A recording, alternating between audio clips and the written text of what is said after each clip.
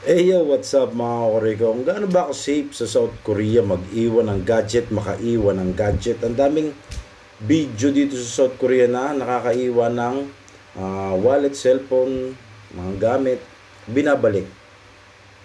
Dahil sa mga video na yan, tiwala yung iba nating kababayang Pilipino na ganun nga dito sa South Korea. Pero hindi nyo alam, meron din po dito mapagsamantala online, Facebook, YouTube, TikTok, kahit saan pa po. Hindi lahat na napapanood nyo, ayun na mismo ang totoong nangyayari dito sa Facebook. Kutusan ko yung mga vlogger na yan. Isang kababayan po natin ang na-scam dito ng 900,000 Korean won. Umorder siya ng laptop sa halagang 600,000. MacBook. Sabihin natin MacBook. Umorder ng 600,000. Too good to be true. Ang mura naman. No idea ako sa pricing ng MacBook na yon, pero nung nakita ko parang ang mura. Kaya doon pa lang, nung pinakita sa akin yung picture, yung page, naghinala na ako. Tinignan ko yung reviews, yung mga tags, may mga naloko na po. May mga picture din ng mga Pinoy, ibang lahi na nakabili. Ang tanong kung totoo ba yung mga picture na yun. Unang binigay niya 600,000 won, hinihingian niya ng ID, itong kausap niya. Legit daw siya, hindi na kailangan ng ID. Doon pa lang, pagkatapos nung sinabi niyang legit siya, nagbigay na po siya ng 600,000 won. Sumunod na araw, hindi daw maipadala yung item, yung MacBook. Kasi, kailangan daw ng parang delivery charge na tinatawag. Siningil siya ng 150,000 Korean won. Other week na naman, ang hingi na naman ng 150,000, ewan ko kung para saan. Kaya lumobo ng 900,000 Korean won ang natangay sa kanya. Tapos nung pinariripan niya na yung pera, hindi niya na ma-replyan yung tao. Na-block na po siya. Ang page name po nito is Gadget Hub. Korea, lalagay ko po dyan.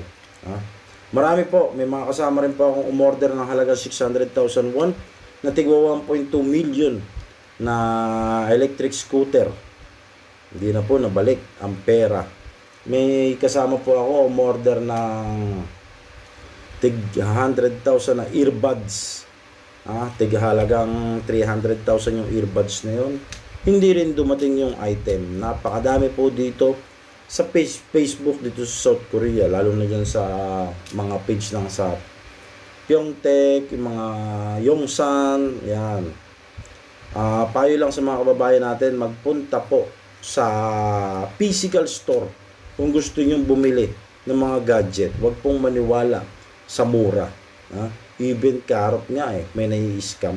Umorder ako ng turbo, panturbo ng manok. Basag yung dumating. Or baka naman nabasag na. Pero safety yung pagkakabox dun sa akin Pero basag talaga yung dumating. Tapos, ingat po. Marami po dito. Hindi lang sa Facebook. Mga gumagamit ng ARC. Pag umorder kayo, papakita yung ARC.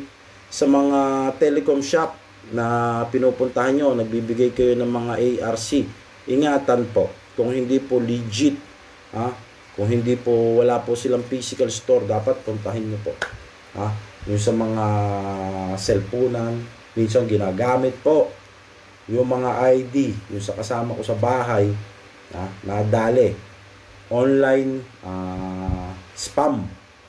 spammer daw po siya. Kasi ang dami niya pong naging cellphone number dito sa South Korea. Naayos naman po sa City Hall namin dito, nakiusap sa public attorney ng City Hall ng Yongin na asikaso po. Kung hindi po siya makakabalik dito dahil malaki pong kaso yung spammer dito sa South Korea. Spam, iba po yung scammer. Ingat po sa mga may alam po kung saan po pwedeng magsumbong about sa ganito. Paki-post naman po, paki-comment sa kababayan natin. Hindi pa po siya marunong mag-Korean. Bagong dating pa lang po, kaya agad-agad napaniwala. na mababait ang mga Koreano, mababait ang mga tao sa South Korea. Kutusan ko itong mga vlogger na to. Yung mga gumawa na nag-iwan ng cellphone sa mga train station. Iwan mo sa Yongsan yan, iwan mo yan sa Myeongdong, iwan mo yan dun sa Dongmyo. Hindi mo na makukuha yung cellphone mo. Ha? Ingat po sa lahat. Paki-comment naman po kung saan po pwedeng magsumbong dahil hindi po siya marunong mag-Korean. As in, fresh pa po siya dito sa South Korea. Ingat po sa lahat. God bless.